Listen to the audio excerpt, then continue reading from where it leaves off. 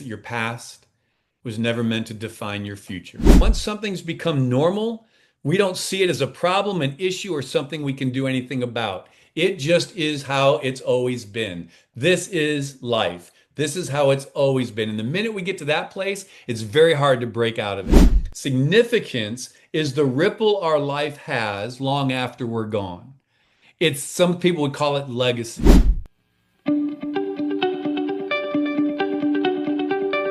What one key Yes, piece of sir. advice would you like to give to everyone watching and listening today?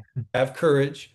Understand your past doesn't define your future. It's what you stand on to get to it. Pick up the pen and become the author of your story again. Hey, and welcome to another episode of the Business Growth Show. I'm your host, Athin Cassiotis, and today I have an awesome guest. His name is Rick Torrison. He is a USA Today best-selling author, speaker, and transformational coach who spent over 25 years helping leaders, entrepreneurs, and high performers move from success to significance. And known as the Limitless Coach, Rick's mission is to help people crush limiting beliefs, clarify their vision, and step boldly into the life that we're created to live. And is the creator of the Living Limitless app, a powerful new platform designed to help users renew their mindset, reconnect with purpose, and walk in faith-driven confidence every day.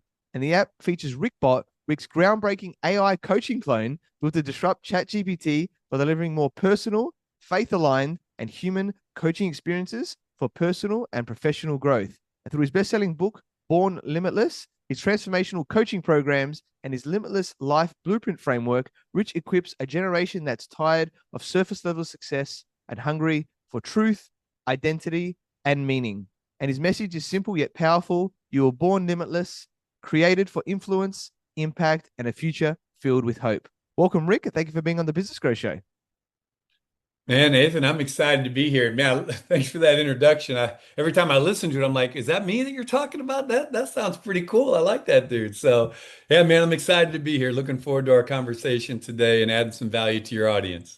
Yeah, definitely, Rick. It's awesome how we go so far, right? And then it's like, when we look back and it was amazing what you've achieved there. And, I'm looking forward to seeing the growth as well, right? I'm sure it's going to be amazing for everyone watching and listening today. And you are a successful entrepreneur. So, yeah, for those people who don't know who you are, just tell us a little bit more about you and your journey. Sure. Yeah, the cliff notes. So I'll preface so your audience will get prepared, right? I am not short of words. That's why people like my coaching bot because they can go talk to it and get an answer in 5 minutes that I usually take 30 minutes to give them. So I'm doing my best. My kids are always saying, "Hey, Dad, shorter is better." So my journey's been pretty cool. It's really been a shaping process. I chased a girl down to Houston, Texas. I'm in Houston, Texas. Was from Chicago. Chased a girl down here about 37 years ago. Caught her. We got married. We've been married for 34 years. I started out as a teacher and a coach, basketball coach in high school and education. Ended up having an experience in faith and gave my life to the Lord, and then went on a journey of in ministry for about 10 years. And that was a crazy time. I got to travel all over the world doing some amazing stuff. Went from that to have two amazing children. My son's 30, my daughter's 27. They're both adopted. So they were adopted from birth. And they both went through some really hard seasons of their life. My son, and we talk about this all the time. They're both on the other side of it. My son went through a series of identity issues, belief issues, a crisis of who he was because he was adopted, and had several suicide attempts. And then my daughter ended up kind of going off the rails for a while, looking for her life and her identity, and was homeless for a while and kind of on the streets of Houston. And so during that season, I really took a hard shift. And my wife, we have a staffing company as well. My wife runs that staffing company.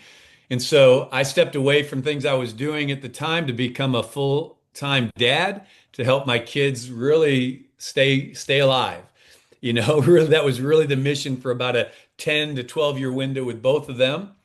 Prior to that, I had a coffee shop that I owned. I had a commercial cleaning company.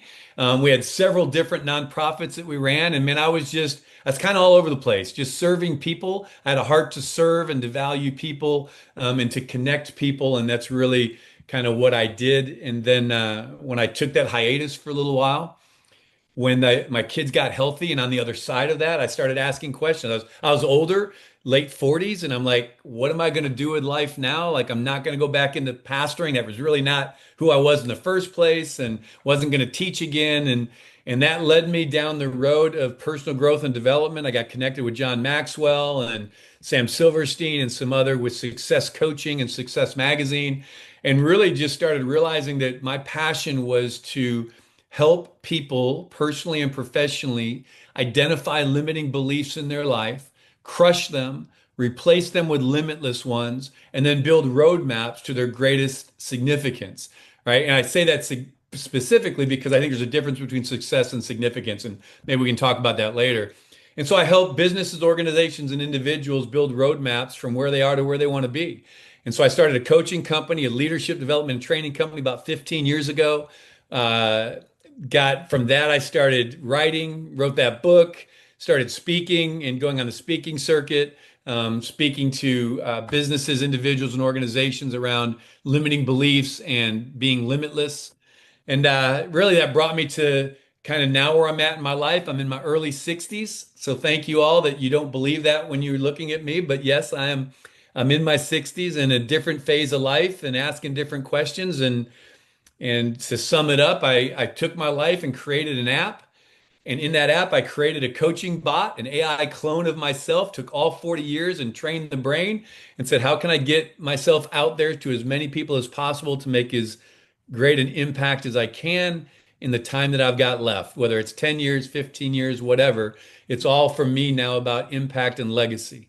And that's really what my focus is how do I have the greatest impact in lives of people? I've built the businesses, I've done the thing, I've made the money, and I'm not ashamed or not wanting to make money anymore, but it's not driving me anymore. It's a little different perspective at this point in my life. So that's a quick roadmap journey of where I've been to where I am, and now I'm just out there trying to impact as many lives as I can and help people break through some ceilings.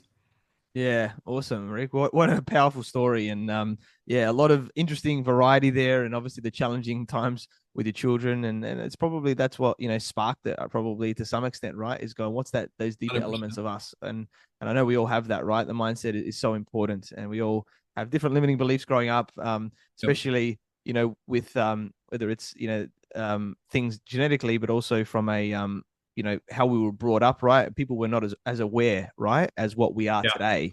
I've got a 11-month-old child at the time of this recording, and my first one, and so young, and I'm giving him powering beliefs every day or as many days as I can remember, right, which I never got growing up. So I'm like, if I can change that, then there's a lot of possibility there, right? Less things that we have to remove later when they get older in life, right? I just got to tell you this. So I told my kids, everyone talks about putting away money for college, right? And I told my kids, I said, listen, I didn't put away money for college for you guys. You're on your own. But I have put together a fund for you for your counseling so that when you need to, work through all the trauma that we caused in your lives, I will pay for your therapy, right? So I think that's cost me more, the therapy for my kids to help them break through all the damage my wife and I did to them. I think it cost me more than a college education would have. It's funny, isn't it? Well, but I'm sure that's going to be the more impactful one, right? Of actually getting Right? them to get to where they are. And I think the best investment is in ourselves, right? Because Yes, that's sir. that's how we grow to that next level. I love the work that you're doing, through all of that. And just firstly, I want to, because I know you've got your limitless life blueprint framework, and I'm intrigued, right, of what's is part of this. So yeah, share us more about this. Okay. Yeah, absolutely. So, it's the framework is really part of how I coach. It's in my book, and a piece of it's in the book. And the framework really has a premise. It starts from a belief. And this is my belief. This is how I view the world, how I view humans, people, and what drives me in everything I do, and has for a long time. And it's been getting clearer. The older I get, the more focused I become, right? Of really narrowing in. The limitless life framework is built around a belief that everyone was born limitless, and they were created for more. Not more stuff and things, but influence and impact, a future and a hope, right? And here's the thing, and people say, well, how can you say someone's born limitless? Look at my life, look at where I've been, look at what's happened, look at all of these things, right? That they kind of justify why limitless can't be something it's even in their framework or understand. I said, let me explain. So I believe in my faith, I'm a person of faith, so that drives me. It's not right out in front of me, but it drives how I see the world and how I engage and show up. And I believe this about every person. I believe that we were born limitless and then life happens, right? Things that we control and things that we don't control. It's where the unexpected, unasked for, and unwanted things come into our lives. And when those things happen, regardless of how old we are, and some we control and some we don't, we begin to define those experiences. We create a story around them and we begin to define how we see ourselves, how we see other people, and how we see the world. And here's what I know, and here's part of the framework. So the framework is, life happens and we have these experiences in our lives, good and bad, right? And these experiences we define, we create a story around that define ourselves, others, in the world. And those stories become beliefs, what we believe about ourselves, others, in the world. And here's what I know, every belief drives a behavior. In other words, every behavior in our life, every action that we do, consciously and unconsciously, is driven by a belief, a set of beliefs. Whether we can tie it together or we think about it or not, you can't act in a way contrary for any sustainable time to what you actually believe. So our beliefs drive our behaviors, and our behaviors validate our beliefs. Our behaviors get an outcome. They produce a fruit, a good or a bad outcome. We get something from our actions. Our actions result in some sort of outcome, right? So the framework is life happens, we have experiences, we define those in such a way that they create beliefs. Our beliefs drives our behaviors get outcomes. If we don't like our outcomes, what do we typically do? We focus on changing behaviors, right? Like do something different, get a new system, get a new process, get up earlier, eat less food, work out more. I don't know what it is, but we typically try to change a behavior. And I would ask everyone listening, I'd say, listen, every time you've tried to change a behavior, how many times did you find yourself somewhere falling back into the old system, the old ways? Like you're working hard, you're striving to not do this, you get up early, and maybe you've got a strong will and you can do it for a while. But eventually, life happens again, or something hits us. And we're like, oh, this is hard. And we revert back to where we were. Or worse, we go farther back, right? Because it's like, that didn't work. And so then we give up. And the reason I say that is, and I'll wrap this up and you can ask me a question about it. But so what happens is we don't sustain a behavior change because we never address the belief that drove the behavior. And if we don't change the belief, no matter how hard we work to change the behavior, we will eventually back and align ourselves with our behaviors with that belief. So we've got to go and look at those beliefs, and I call those limiting beliefs. And a limiting belief creates a ceiling over our lives that causes us to settle for something less than what I believe we were born and created for. So that's why I say we were born limitless, and then life happens, and we create constructs and stories that actually have the potential to limit us and cause us to settle for something less than. Last thing I'll share with that, because it's part of the framework, is this, is we live in those places of limiting beliefs, and everyone has them.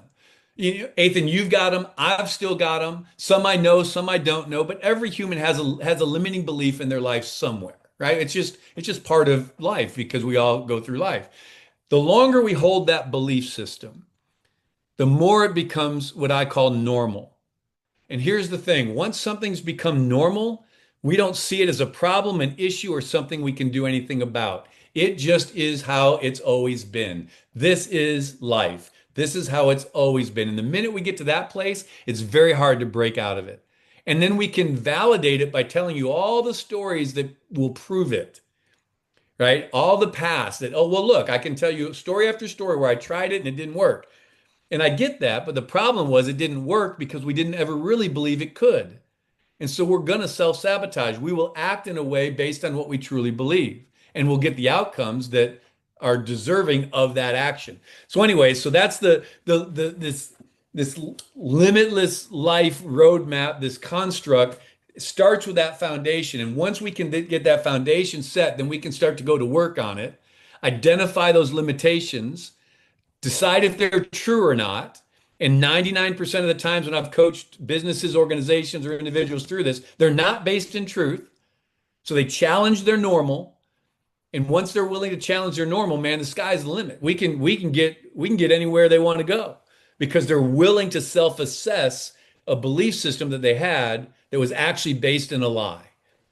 Does that make sense? There's a lot of words there, but does that kind of make sense? Do you get Yeah, does that yeah, definitely, Rick. It was amazing, right? And I'm sure for everybody, and this is the power, right, of awareness. I would say, right, like ourselves as coaches, we've done a lot of work on ourselves and gotten people to help us, right? And a lot of the time, we need somebody externally at the start, right, to be able to do this, because to be able to be aware, yeah, because we don't know that we're having these thoughts or we're saying the things necessarily. And then when we have the awareness, like, oh, actually, I'm realizing that this is what's happening, right? And then going, okay, well, I can choose to continue down that path, or I can choose to change it, which is yeah, what you're talking about there, which then drives everything, right? From yes. there on changing all of that. So I love that part on that area and choosing to change it and find it. So, um, you mentioned about the difference between success and significance. I think this is a very interesting one there on that side. So, tell us more about this. Okay. 'Cause I'd love to hear about it. Yeah.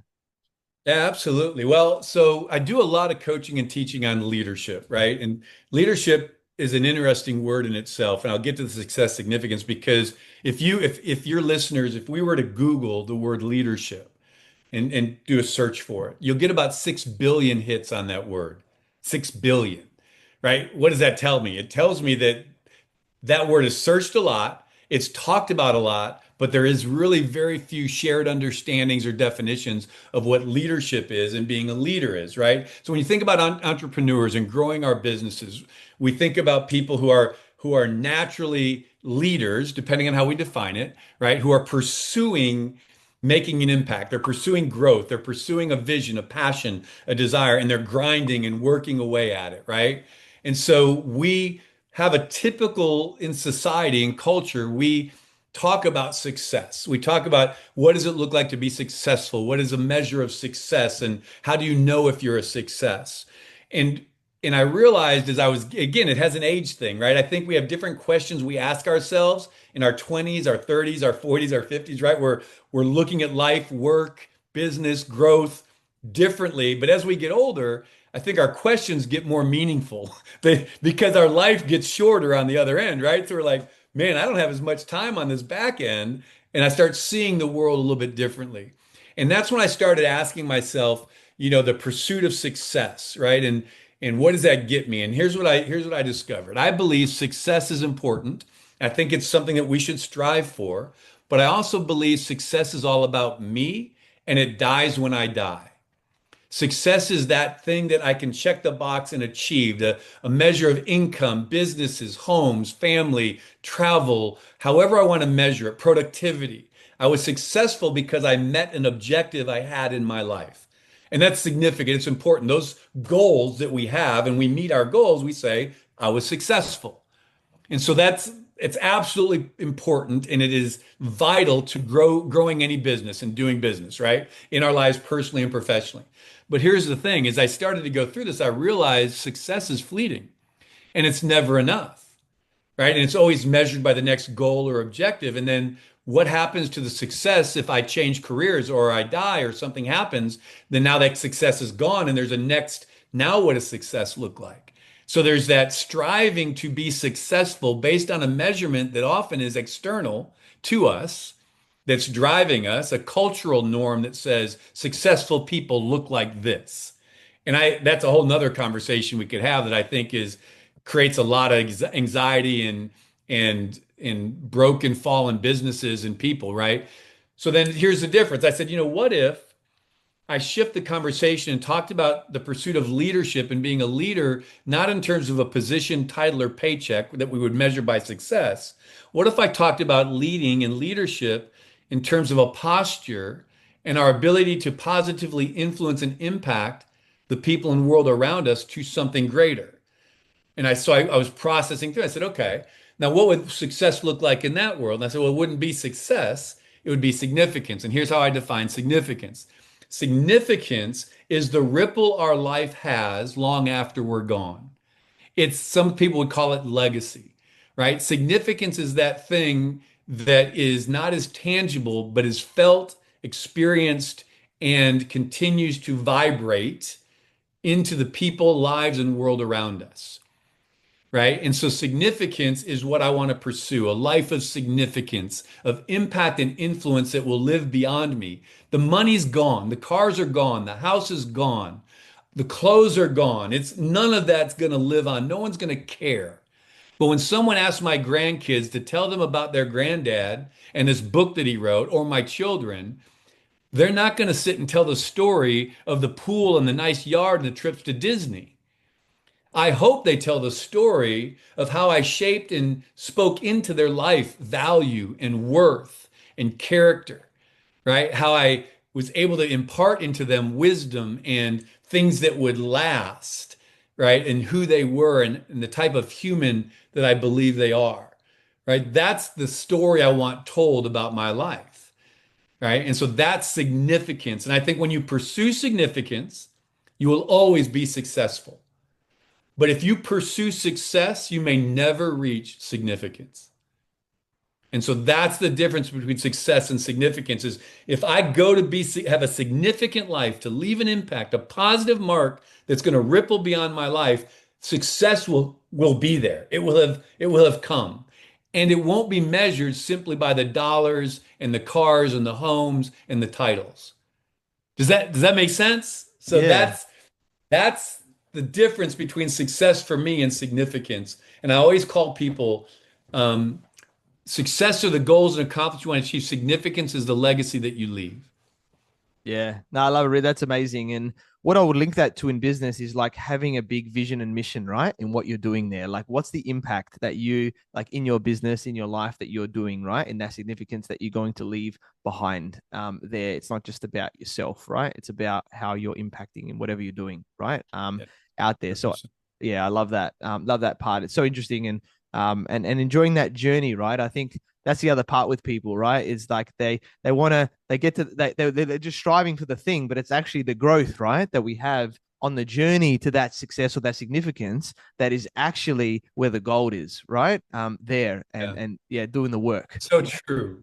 Yeah. Ethan, that's so true. I mean, the story with my own journey of my life, my kids, my marriage, it was the challenges that became opportunities. But it's all goes back to what you talk about a lot as well in the growth coaching and it's mindset, right? It's how am I going to see the situation in front of me? How will I define it? What story will I tell about it? Because the story I tell about my children going through this trauma, right? The story I tell myself about my own value, their value, is going to determine how I show up in that space. And it's true in business, right? The reality is, as business leaders, as entrepreneurs who are starting businesses, it's not easy. And as we know, majority of entrepreneurs don't make it, right? They don't they fail, they get up, they fail, they get up, they fail, they get up, they fail, they get up, and they make it, right? If they just keep pressing in. But to be able to continue to do that, to be a true entrepreneur, to go through the challenge, the grind, the effort it takes, they got to have something up here going on that says there is something greater than the challenges that I'm facing. This is worth it because I have a passion about something, an impact, an influence, something I'm going after that's greater than the challenge that's in front of me. But that's a belief. Yeah, no, I agree. It's the late gratification. I link it to like the movie Rocky, right? If you've seen Rocky movies, he's like Oh yeah. he keeps getting Which hit, one? right? Which one? Exactly. They're all good. But I met Ivan Drago, Dolph Lundgren in Rocky Four, Yeah. and he's amazing in the other movies as well. And he, Rocky keeps getting hit, but he keeps getting back up, right? Like in the ring, like you think he's out, but he's like, nah, I'm gonna keep going no matter what. And I think that's what entrepreneurship is, right? There's It's a like, scene, and I don't know which one it is, Athan, but there's a scene where Rocky's talking to his grown son, and his grown son and him are estranged, right? And they're struggling, and Rocky's trying to find his way, and his son is like struggling being the son of Rocky and having failure and step backs and struggles. And I remember seeing them out in the street, and Rocky's doing his whole thing, and he's talking to his son, and he says, "It's not how many times you get hit. It's not the point. It's not how many times you get hit. It's how many times you keep getting up after you've been hit." And he's preaching kind of to his son. He's like, "That's what's important. That's what defines you. It's getting back up." And I thought, man, that's going to preach somewhere. I thought, because that's true. And I would ask you, what do you think it is that causes those to get up and those that don't get up? What's the Yeah. difference that you found? It's definitely interesting, right? Because obviously the mindset is really important. To me, growing up, I played a lot of sport, right? And I think there's a lot of correlation between sport and business. And, in that area there, I think it doesn't have to be sport. It could be like martial arts, it could be music, something where you're on a journey of growth, of bettering yourself, and you've got to be okay of being average, let's say, at something and just going, okay, I want to improve. How do I, if I talk about soccer, right? We're talking about the World Cup, before this and stuff. It's like, okay, my left foot is not as good as my right foot initially. Well, I'm going to focus more on my left foot to make sure that my passes are better, right? And at the start in training, whatever, it's going to look bad, right? But then eventually it's going to get better. Am I willing to look bad, right? For a little while to go through that? I think most people, they don't want to try. They don't want to go through the pain of going, hey, I want to better myself. It's like speaking on stages or speaking on podcasts. The first one we did was being very average, right? It's like when you do videos on social media, but you got to do the reps. You got to be willing to go through the process. And I think that's what sport did. It's like, I want to keep getting better in what I do growing up. And then I just translated that into business and going, it's just like doing sport, just like going to the gym. I got to do the reps. When you lift something for the first time, you lift a light weight. But eventually you build the confidence, the strength, right? To be able to build the bigger stuff. You can't just go to the big weight straight away. Otherwise you're going to hurt something, right? Yeah, that's so funny. I started, my wife and I are on a very health kick. Like we're really studying and looking at health span, not lifespan. That I don't want to live a long time and be in a wheelchair. I want to live a long time with a healthy body, right? And as we've gotten older and we've sold a business and we're starting to travel and do different things and really get to that point in our lives to go and do some things we want to do, we realized that if our body wasn't healthy, right, that it wouldn't matter our dreams, our vision, our passion. If this mechanism isn't working, this body, it won't matter. I can't do anything. So I started going to the gym and I got a trainer. And so exactly what you said. And I was an athlete all through high school and college, played basketball, coached basketball in high school, and so that I've always been an athlete. And I'm in the gym. I hadn't been in the gym in a long time, but I needed a trainer. I wanted that drive, and so I'm like, man, let's go. I can't wait. We get in there, and he's got me on these little baby weights, bench pressing and curling, and I'm just like, what are you doing? You're killing me. I was like, I can do more weight than this. And he goes, I know, I know. I said, well, what are we doing? Like, this isn't hard. I'm like, come on. He goes, you don't understand. He says, I'm not worried about the weight right now. I'm worried about form and technique and understanding and goals and all of that. He says, when you learn that and set your foundation right, then the weight will come and the growth will come. Right. And I was like, man, I was like, okay. And so I've been, 3 years in the gym and I feel really, really, I'm probably stronger and more fit today at 61 than I was at any other point in my life. Now I was strong because I was young, but I wasn't strong because I worked at it. You know what I mean?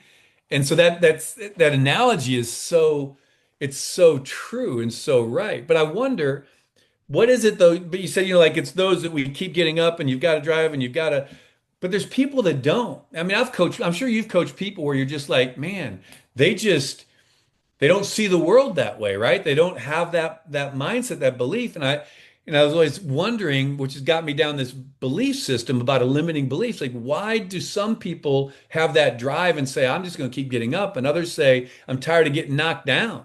I'm just going to stay down, or I'm going to go chase something else. Yeah. What is that difference in that mindset where someone believes they can keep getting up and one says, I'm done? Yeah, it's an interesting one. The word that comes to me, right, is commitment.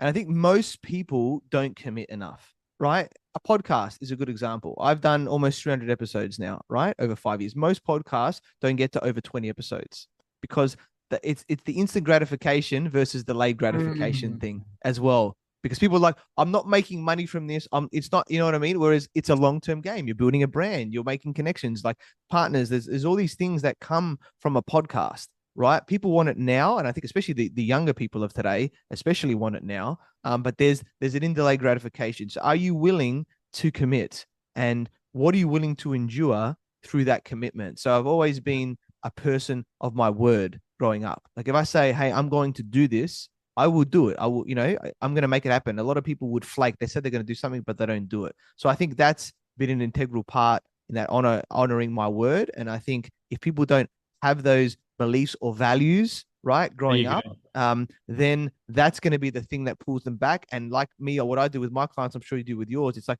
how can we get to commit? I had a conversation with a client the other day. I go, listen, there's none of this backing and forthing, all these challenges. I go, we're committing for this period of time, right? Whatever happens, we commit. And that's where you're going to get the growth. Otherwise, you're going to hit a ceiling like you have before, right? And you're going to go Yeah. backwards. Yeah. And I think a lot of that, you said it, which is so true. And a lot of work I'll do with businesses and organizations and individuals is helping them clearly define their value system, right? Their core values that are non-negotiable to them, right? Because we all say, "Oh, I've got values," and I'm like, "Well, tell me what they are." Well, it's this, and it's this, and I think it's this, and I believe in this. And I'm thinking, you really don't have values. You got good ideas, right? And there's nothing wrong with good ideas, but a value is that thing like, commitment. When you say one of your values was commitment, well, if I say I'm going to do something, I'm going to do it. That's a value. It was non-negotiable. It wasn't up for discussion and it wasn't dependent upon anybody else. And I think one of the reasons why people don't keep getting up is because they don't really understand their values of what's non-negotiable in their lives. And that goes back to they don't really have a clear sense of their own identity, right? Their identity is based on something here outside of themselves and not something here within themselves that is non-negotiable, the foundation. And so, I think the more we can help people identify and clarify those core values to them, the bumpers in the bowling alley, it says, this is what's going to guide my life, right? No matter what, this is going to be true, and no one else gets to determine it but me. I think that's part of that gets me to commit. It causes me to get because my value says I won't quit. My value says, that I'm, going to serve others. My value says, this. And so how does my life reflect that value? Because if my life doesn't reflect it, it's not a value. It's a good idea. Yeah, I love it. So true. And let's talk about identity. You mentioned it there, right? Because I think this is a very good point. Because especially when people are transitioning to different things, but I think what I see with my clients is that I always need to make, pretty much all the time, identity shifts within them to go to that next level of who they need to be to create the next level of what that is in their business, in their life, right? So I'd love to know it from your perspective on identity, the power, and how we should be thinking of that, yeah, to create the success and significance that we desire. That's a great question. There's a lot of ways you can go with that. And I think, that's one thing we undervalue as well is the definition of words, right? We all share a language and we share words, but they have different meanings or different understanding. It's like that idea of leadership, right? We all talk about leadership, but if everybody listening wrote down their definition of leadership and sent it into you, and let's say there's 1,000 people that are watching this, you're going to get 1,000 different definitions of that word, right? And so I think that's really important. When you think about identity, I think in two tracks. There's the identity that we find and pursue in the external things of our lives. The identity. So my father-in-law started a business 58 years ago. And my wife worked with him for 37 years. So he started it. She came in with him, helped grow it. He stepped out, was still involved, still owned it, but she ran the business. But he just sold it in April. So he and my wife sold it, and she was running it, but he still owned it. And the challenge for him in selling it, it was a 3-year process of mentally unconnecting his identity from the organization that he had built to see a life without that. And one of the funniest things is he was going as after he actually sold it, He's like, oh, wait, I've got to change my taglines on all my emails, signature lines. Wait, I can't use this email anymore. Wait a minute. I can't, my phone is my business. My car is my business. And he realized every fiber of his life was tied up within that business, right? And, and so all of a sudden he's no longer owns that business. And he's like, ah, and so the journey of him slowly, everyone else judged, well, why don't you? And you need to, and you should. And no one really saw and understood that the reality of what took him so long to get to the place to sell it was his identity, a good portion of his identity was found in what he had done for so long. And he didn't have a way to identify his value and worth in another capacity or another way in what he was doing.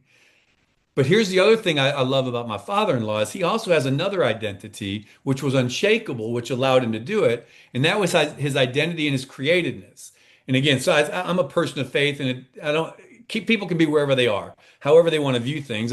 But for me, my identity is first found in my createdness, in what my creator says about me. And that's not negotiable. No one gets to speak into that or determine that. And so there's an identity of value of worth of who I am as a human, my value and worth, not dependent upon what I do. And then there's a secondary identity that is found in the things that we do.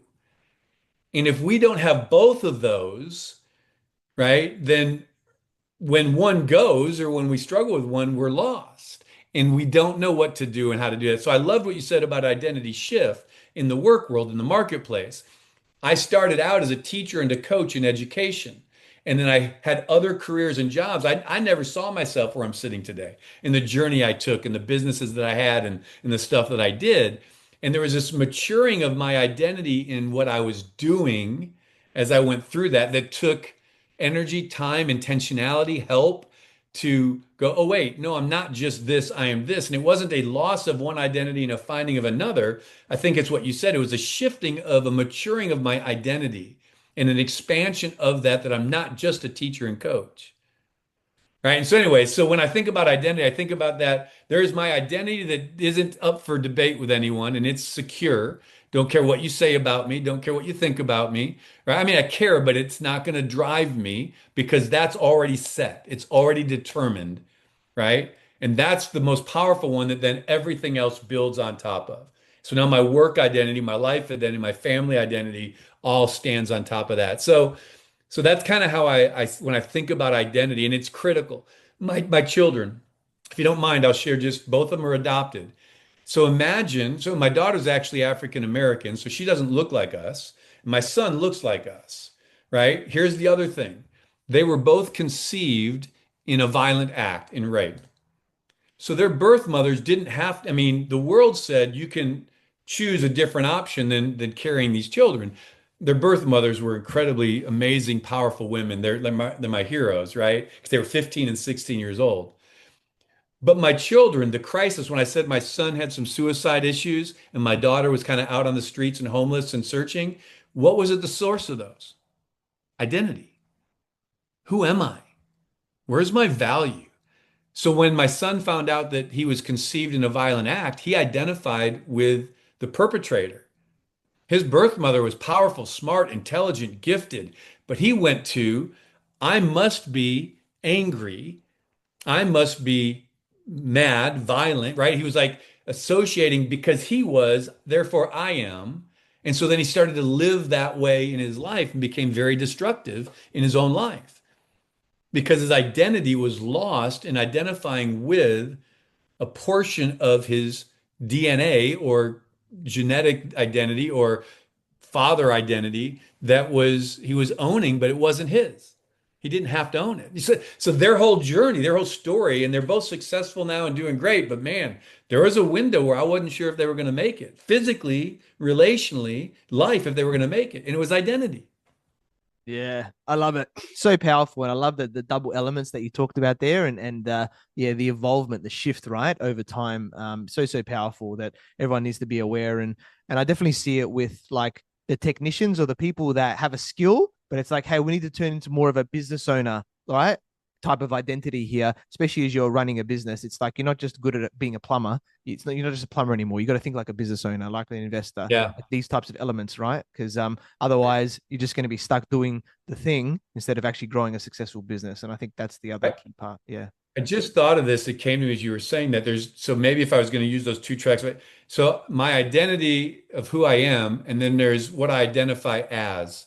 I identify as an entrepreneur. I identify as a business. So I have to shift that from I identify as an employee to I identify as a manager, to identify as an entrepreneur or a leader or an owner. I'm going to identify as this role or this position. And then there's this identity of who I am as a human, my value and worth that isn't tied in that. So I never thought about it that way. But when you said it's like, there's the identity of who I am, and there is the identity of what I identify as, what we're helping them to grow and to do. That's a Yeah. new revelation for me, man. Thank you for that. You're very welcome, mate. That's the power of podcasts, right? And having There you conversations. You never go. know where it's going to lead to, which I love on here as well. And I know you've done some revelations, especially with your new Living Limitless app, right? And the RickBot AI coaching clone disrupting ChatGPT. So tell us more about this. Yeah. Oh my gosh. Okay. So yeah, I'm on a podcast tour. I did one with my book when I launched that to get it out there, and I was excited about that. And this is all around this idea of narrowing my focus and passion around this idea of calling out the limitless in people, helping them break through ceilings they put in their lives, whether it's personally, professionally, businesses, or individuals. And as I was getting older and I'm shifting, and because we sold a business and we're not going to retire, but we want to start doing things that we had planned on doing in our lives, from travel, and about to have my daughter's going to have a baby, so I'm going to be a granddad here in a little bit. And our life, we want to have some freedom in our lives, but I still want to be a person of value. I still want to have an impact. And I was like, how can I continue to create value and have value? What would that look like to pull back from being on site and present and building to now serving and giving and still having a business, still generating revenue, but with a different focus. So I started looking at these apps and I thought, well, no one needs another app, right? Because I mean, if I would scroll my phone and people were looking at it, I don't know what yours looks like, but I just, for those that are watching this, you start scrolling and I've got, there's like 30, 40 apps on here. I'm like, I don't look at 10 of them. So I was like, why would I create an app? No one needs another app. And so as I was looking, I realized it's a repository. So the Living Limitless app for me is my 40 years of life, work, training, teaching, coaching, programs. It's all in there. So if someone says, man, I want to know about your 30-day mindset challenge, man, it's in my app. It's free. You can go on the app and it's there. Hey, I want to know about, how do I go through this limitless framework, right? What's the training around there? Man, the videos are there, the training's there, right? So that app became a repository of my life's experiences in one place. You may know this, like you got stuff on this platform and this platform and this safe and this Google Docs and this Drive. And I'm like, this is killing me. And so I put everything into the app. So my whole world is there, all my business structures, my frameworks, my teaching, my coaching. So okay, that's cool. That's for me. And it's out there. People can download it and have access to all that. But I said, what's really the draw for the app? And I said, you know what? There's this AI clone that you can create of yourself, and I can train my brain to respond and to act and speak like me. So I spent 6 months training the brain of this AI bot, I digitized my whole world, all my stories, my books, my teaching, my training, my coach. So clients that I have that gave me permission, I put those sessions in there. So it's learning how I coach. It's hearing how I speak. It's seeing all the videos, all my social media, everything went into this brain of this AI bot. And I made a Rick bot. Okay, people, don't laugh. I know you're laughing. That's the best I could do. So it's a Rick bot. And I started looking at that and I thought, man, is it any good? So I started giving to my clients, my business clients, my industry clients. They'd ask me about team development, culture growth, values establishment, all the things I would do, communication, training, disc, all that. It's in there. They could go and ask a question. How do I develop my team? Or I'm struggling with, my manager or whatever. And it's going to respond. So they were testing it. And every one of them, 100%, said, man, this is really, really helpful. I can quickly go in here, ask a simple question about team dynamics or communication or whatever it is, value discovery, and they get my answer and questions, and I'm walking them through a process. And so that was cool. But I thought, what else? How else can I use this really with the limitless idea? And this is the other part. Sorry, it's a little bit longer, but this is really where the value came in. I thought there are a lot of people in the 23, 22 to 35 generation that live their lives in ChatGPT. They go there for life questions, faith questions, relationship questions, personal development questions, 3 o'clock in the morning, it doesn't matter. It's my kids' generation. It's that world. They live in that space. And I don't know where people stand, and this isn't a political statement, but when Charlie Kirk was assassinated, my daughter and my son followed him. So they were supporters. They followed Charlie. Doesn't matter what other people think, but that's what they did. My daughter came to me and she said, Dad, she was pregnant. She goes, she still is. She goes, I don't know if I want to have a baby in this world. Yeah, right? And so she's online all the time. They're living in this space and they're seeing all these conversations and this darkness and anger and hate and rage and fighting and no one's talking and all of this stuff. And she was just so overwhelmed with anxiety and frustration, and a little bit of depression and sadness.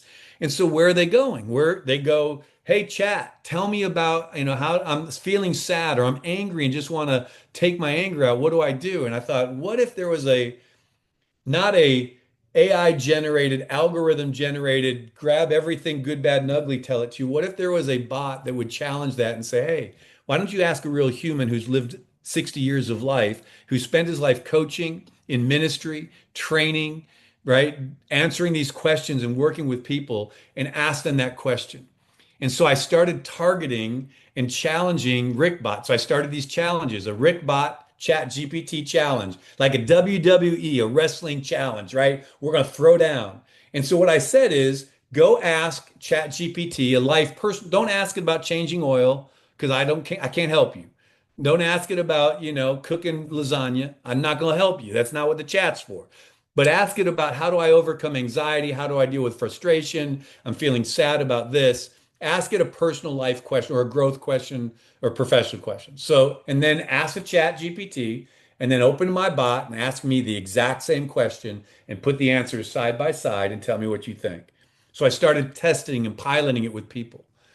Overwhelmingly from that generation and others, but really that generation said, I had one young lady, she works at a coffee truck. She's a single mom, 24 years old, in the chat world, struggling with life. I said, hey, check this out for me. We're just talking. I get coffee from her every morning. Ask it a personal question. Okay. No one's around, so it's just us two. She's got time. She asked my Rick bot a question. She starts weeping. She's crying. And I thought, oh man, I have messed this up. This is not good. And I asked her, I said, I'm so sorry. Are you okay? And she looked at me and she said, yeah. She said, this is the first time I felt valued, heard, and seen because of my response in that chat. Because it's me, it's how I would show up with you. You don't get the person, but you get my heart, my compassion, my empathy, and my encouragement, and my strategy, and my limitless mindset. And so I met her where she was. I was a single parent kid.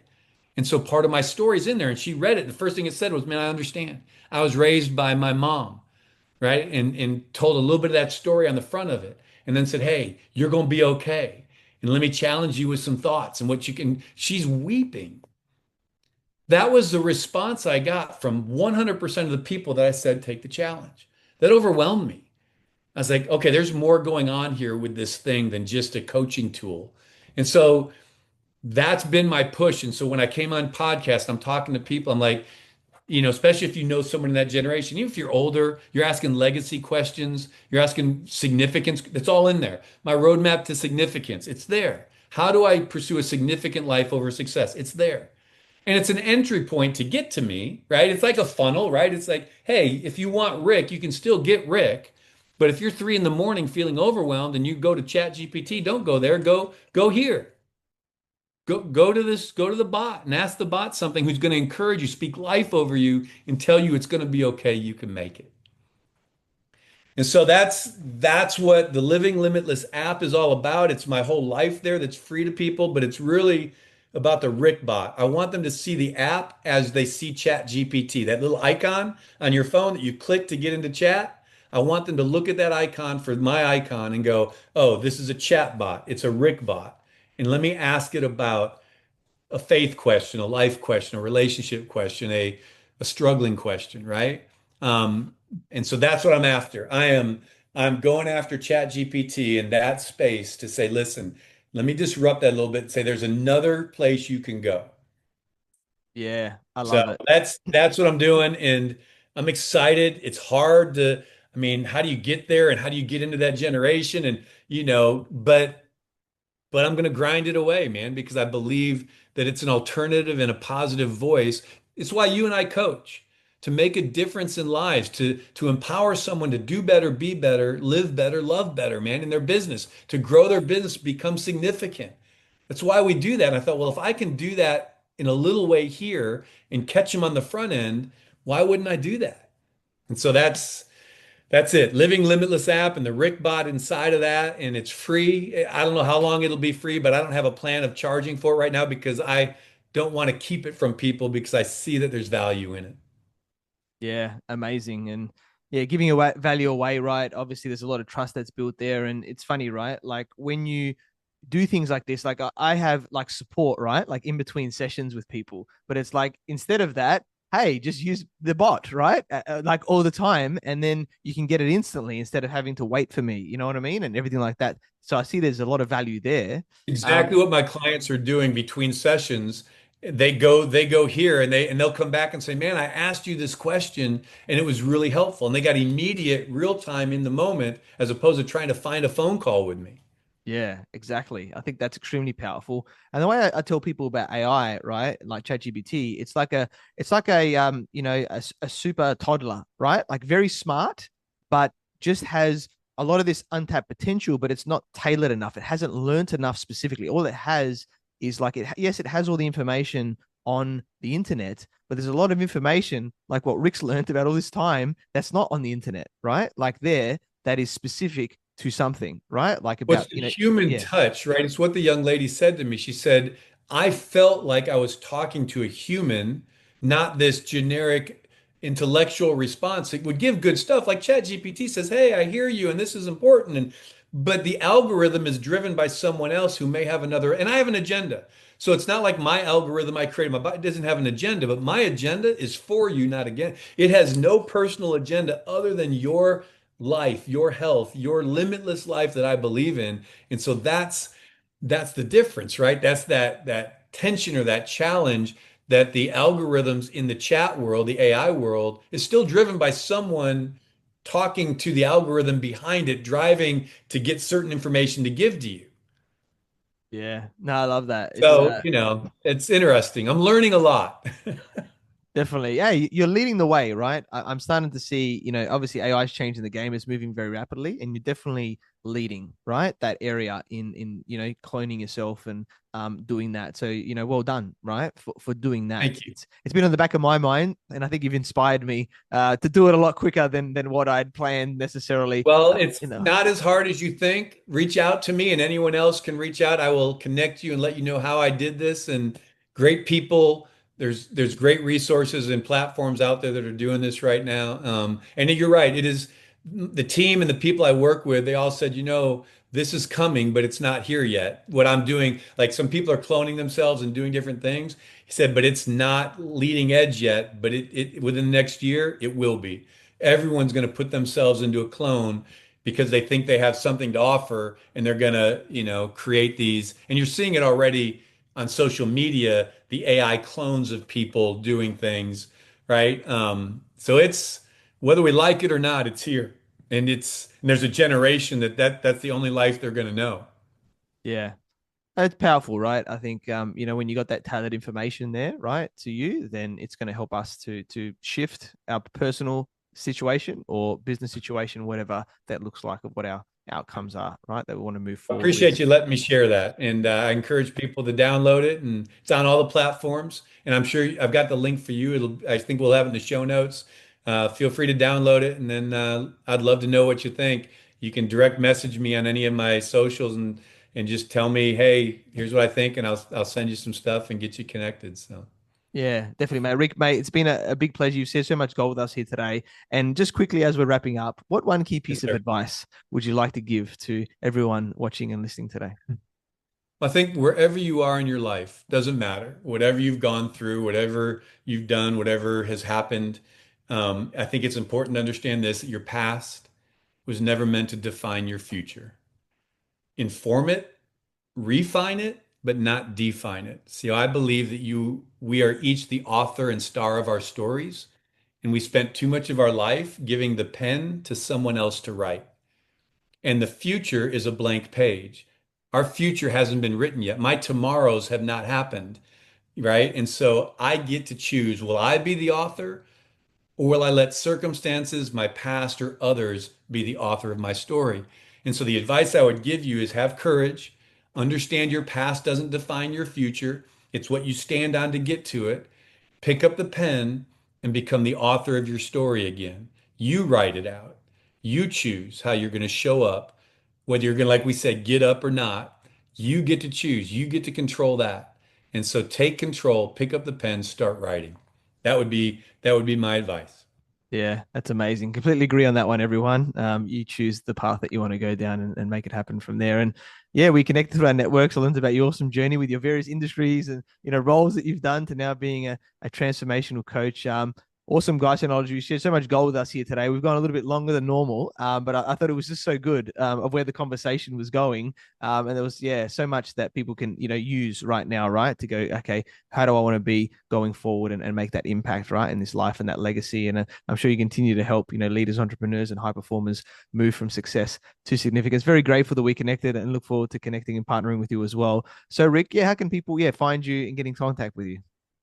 Yeah, so I would say, they say one call to action, right? My call to action would be to download the Living Limitless app, and you can work with me through there. I'm going to give you a second one. We have redone all of my socials. So my Instagram is, and all my socials handles are at Rick Torrison. If you'll go to my Instagram, you'll see all this stuff I'm talking about. We've really shifted the content, and you share with me a limiting belief on that. DM me. I'll send you my one page framework that we talked about at the front end on how to overcome that limiting belief is just a gift to you. But message me through Instagram at Rick Torrison and let me know how I can serve you, and then we'll get connected that way. I appreciate the opportunity, Athin. I love what you're doing, and I love the coaching that you're doing and the entrepreneurial growth that you're sowing into so many. And so thanks for the opportunity to be with you and your community. You're welcome, mate. It's been a pleasure. Thank you so much. Definitely check out Rick there. Check out the website. Check out the socials, Instagram, the bot. So many amazing resources there. And it's been a pleasure interviewing you, mate. And yeah, thanks for being on the Business Growth Show. Appreciate it. We look forward to talking again. Thank you for watching and listening to the Business Growth Show, where we talk about everything on business growth. And please like, subscribe, and leave us a 5-star review. You can find me on LinkedIn, Facebook, Instagram, and YouTube as Athin Cassiotis, or visit my website, athincassiotis.com. And if you want to grow and scale your business, you'd reach out to me on any platform to see if we're a good fit. So until next time, remember that our business grows where we learn skills and take action using them in spite of fear. So let's create wealth and freedom together.